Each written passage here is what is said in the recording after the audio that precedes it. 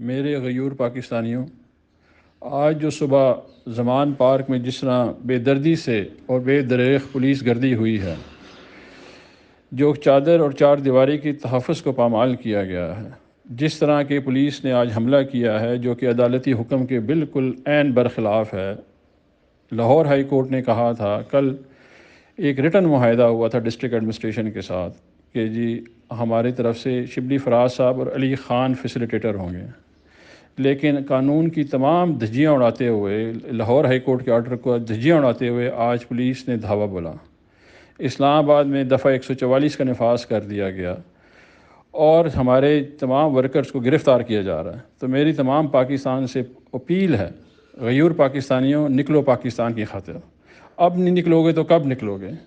یہ ظالم حکومت اس وقت جو ہے تمام اوچھے کنڈے استعمال کر رہی ہے آپ کی آزادی کو سلب کرنے کے لیے۔ خدا را نکلے جہاں جہاں پہ بھی ہیں پرامن احتجاج کے لیے نکلیں، تاکہ اس امپورٹڈ حکومت کو یہ پتہ چلے کہ پاکستانی محکوم نہیں ہیں، سامراجی حکومت سے آزاد ہو چکی ہے یہ، اور یہ آزاد پاکستان ہے۔